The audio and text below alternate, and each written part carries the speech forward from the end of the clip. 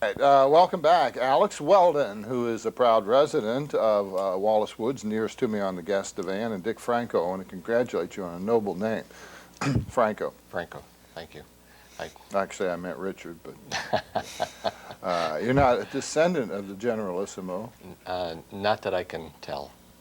No. How about no. Chef Boyardee? That's Franco-American. Franco-American. No, yeah, you're not part of that family? Not part of that family. There we are separate entity. Yeah, because you are trim, so I figure you probably haven't had a whole lot of pasta. I hide it well, Dick. Thank you. Okay. So I know you're managing the Covington branch of the Bank of Kentucky. Are there any expansion plans in the future that you could talk about that you're aware of? Well, that's a timely question. This coming weekend, I'm not sure whether you've had an opportunity to read about it. We just acquired Fort Thomas Savings Bank within the course of the last couple of months, and this coming weekend is the transition weekend. So beginning next Monday, we will be operating 2 locations in Campbell County under the Bank of Kentucky. So that's a great move for us. Not bad for an operation that started in a trailer on Burlington Pike. Little less than 10 years ago in a trailer, and this will get us into 4 counties, Boone, Campbell, Kenton, and Grant County with 15 locations. So we're pretty thrilled about it. Good. Alex, how long have you resided in Wallace Woods, and how did you make the decision to locate there? Well, actually, I have to make a confession. I live on the border of Wallace Woods and Austinburg. Actually, I'm on Scott Street in Austinburg, and I've been there 16 years. So, and the reason we decided to live there is the building was my father-in-law's former psychiatric office. And he had bought it as a house and had been in there for 30 years, and we purchased it from him and converted it back. So were there patient couches still in there and that sort of? I have it in storage. It's this great Naugahyde 1950s couch. He never used it, but he had to have it in his office because everyone asked about it. For appearance sake. Absolutely, yeah. Absolutely. Yeah. Did you have a frontal lobotomy lab or anything like that? No, nothing quite that detailed. They probably went somewhere else for that. I think so. Yeah. So what's the feedback you get when people attend home tours and walks? You've done this before, or not? The neighborhood's done this. This is our 6th one. Yeah. This is the first one I'm on. I think, we had the last one, it was in December 4 or 5 years ago. It was the coldest day of the year, and the turnout was incredible. And people enjoy these things. We have a real positive response. There's just one of the many signs that announce when you arrive in the neighborhood of Wallace Woods. And, of course, the first thing that people note are the wonderful islands, the traffic islands that some years ago were turned into like community gardens. Absolutely. That was a joint venture between the city and the neighborhood. They're maintained by the neighborhood. The city does provide the water and mulch for us. And which also received an award from the Northern Kentucky Area Development District for beautification, if I remember right. The Ad District. And also from Cincinnati Preservation, I believe, and several others. Now, you familiar with this dwelling? This house here is on the corner of Wallace and Greenup. It was built around 1895 or 7 by Robert Wallace. He was one of the Wallace heirs, and at that point he was president of Shillitoe's. What always intrigued me about this house, which is very large, is that he and his wife were already in their late 70s, approaching 80, and had no children, and yet they built a house of this size. And they were only there for a couple of years before the wife passed away, and then he moved. And there's a reason you don't see any mice in Wallace Woods. There are no mice but there. But the flowers and flora, especially at this location, are just really wonderful. And the folks were nice enough to let Dan go out into their garden and get some of these lovely shots. That wonderful colored glass plaque there that you just saw is a gift from the Neighborhood Association to all the house tour participants. So we'll all have one of those. Now, I suspect every one of these gardens are terribly unique. This isn't going to be cookie cutter stuff, is it? No, honestly, you'll see a different. It's true of all the houses as well. They're very much an exemplification of people's personalities and what just their taste. My house is, on Scott Street is a small, typical Covington townhouse, and then you get these grand homes just a block away. So we'll have a little bit of everything.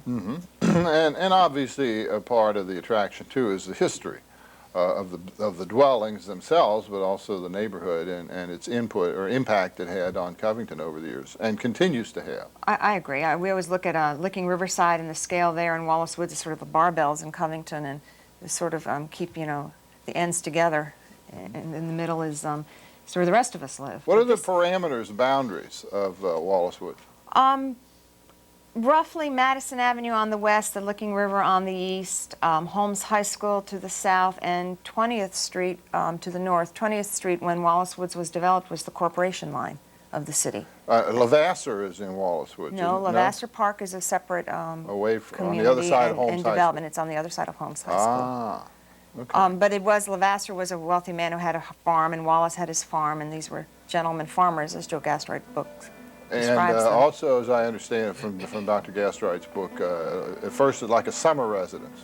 They were summer residents. Holmes High School was a summer residence for a wealthy merchant from New Orleans, Holmes Department Store. They came up here to escape the disease, and what was nice is they could shop and socialize in Cincinnati, but stay on this side of the river and maintain their slaves, which we forget about. Yeah, but they had to give up Mardi Gras. They weren't here in February. Oh. Okay, we'll be back with more. One final segment after this time out on ICN 6.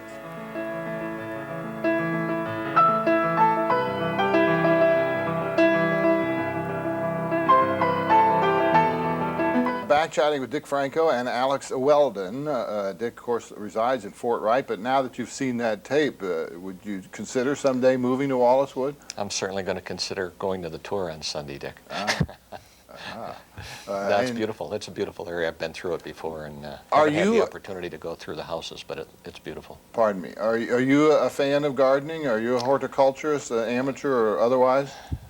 Not really, not enough to say that that's a claim to fame. Through the years, I have done my share of gardening, but I've, in the various moves throughout my career, being a little more transient, you don't establish the roots that you do in a setting like the Wallace Woods area. So I've had my share of gardens, but nothing like you're going to see on Sunday. Now, a good friend of yours and mine, yours more recently, Gretchen Tyson, of course, you two sit on the board of Covington Business Council. So she kind of was instrumental in approaching you, through you, the bank, in being the sponsor. Very much so. Yeah. Very much so. And you're very pleased to do that. We certainly are, really. With the new branch here in town, along with our branch at 19th and Madison, we really want to become more and more involved with the community, and this is certainly an opportunity for us to do so. Thank you. Alex, you're the past president of the Wallace Woods Neighborhood Association. I'm one of the past presidents, yes. Were you in office, so to speak, when the island projects were completed, the No, traffic I island? came in after that. I came in right after that. Who maintains those? I'm curious. Well, the neighborhood association, it's volunteers. You know, there'll be a call to arms every once in a while that, you know, we desperately need help. And then the money, which is one of the things, we're having a plant sale as part of the tour this weekend, is plants that are either propagated through the islands or by neighbors are donated, and we sell them, and the proceeds go to keep maintaining the islands and you know, refurbishing the stock there, as well as the main real cause of our tour is the Wallace Woods Scholarship Fund. We started in our centennial year the idea of starting a scholarship for high school students in Covington who have a community, a sense of neighborhood spirit, and that's helping to fund that. So it's pretty important to us to Excellent. do Now, that. there also, on top of all of this, an art show with many of the fine artists of Northern Kentucky, including our good friend Tom Gaither, I understand, is That's what I understand. So planning to be a part of there's it. a little bit of something for everyone. So where will that occur? Be spread throughout the neighborhood? I think the art show is going to be at the Bishop's House, which is on 422 Wallace, which is also one of the ticket locations, as is my house at 1923 Scott. And the plant sale will be at 111 Wallace, and you know, there'll be brochures and maps and everything handed out, so people will be able to locate Any them. kind of entertainment other than the beauty of the setting? Well, I know my kids are playing in my house now. Just teasing. Each house will have musicians on and off playing or entertaining. Strolling types? Well, you know, we have a piano, so it's not going to be strolling, but they'll be playing, and you know, just to give it a little more Did flavor. you dust off that naugahyde couch? Or, you know, it's a I'm talking- saving that. That's in storage. That's going to be a valuable antique someday. Well, absolutely. Yeah, if you can document what famous people in the past lay on it. Well, we can always make that up, I think. Oh, now see, I thought you were into perspicacity and truthfulness. Well, usually. I mean, Frank Duvenet could have rolled around on that sucker. No, but I think Haven Gillespie maybe. I'm just He teasing. needed help. No, I'm not being rude. He apparently had a very Yes, he difficult did. with He did. alcoholism and Yes. other problems. Yeah. I don't really know whether he did or not, but it was the right era. Right. Okay, and you have your own independent design business? Yes, I work independently as a design and research consultant in preservation projects. How closely do you work with the preservation officers of Covington, Newport, and the region? Do you ever have much interface? Oh, yes, we have a monthly luncheon where we discuss mutual things. Yes, it's a small group of people. We have mutual interests. We work closely with the State Preservation Office. So. So I think Leah Konecki did a great job did. when she was in there. A dear friend of mine. She's going to be one of my docents, as a matter of fact. Good. So, yeah, we keep in touch, and she and I are working to do some independent consulting work together. So. That's not to slight the commissioners or the people at that It's time. time for but change. Leah really took that apart, I thought, and really made the public more aware of the opportunities in Newport or Covington.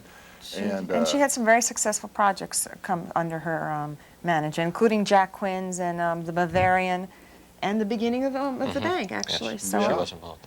so she always said there was only one piece left, and that's the Oddfellows Hall. So hopefully Yeah. that'll happen. It sounds as if it probably I think it will as well. So, Bank of Kentucky, we can look for more involvement on this kind of level by the bank in the years. Not that they haven't Sure. already, but We certainly are interested. yeah. Why? Are you interested in maintaining the flavor, the history of Sure. downtown Covington? Right, and just the growth and the evolution of Covington. I think we're really, I would love to be able to look into my crystal ball and see this area in 10 years. Covington area is just moving forward, and we're pleased to be a part of Well, it. congratulations to you and your colleagues for having a beautiful place to work Thank you, in Dick. a historical setting. Congratulations to you for living in a beautiful house. Well, thank you, and we're also very grateful to the Bank of Kentucky for their support. So it's $10. They'll be asking, At 10, the door. $10, and you at the door, so to speak, and you'll get a map and other ancillary information, and away you go. It's this coming Sunday from 1 in the afternoon till 7 p.m. Call that number at the top of your screen for more information. We'll be back. Tuan and I will fill you in on Tuesday's edition of the magazine after a timeout on ICN 6.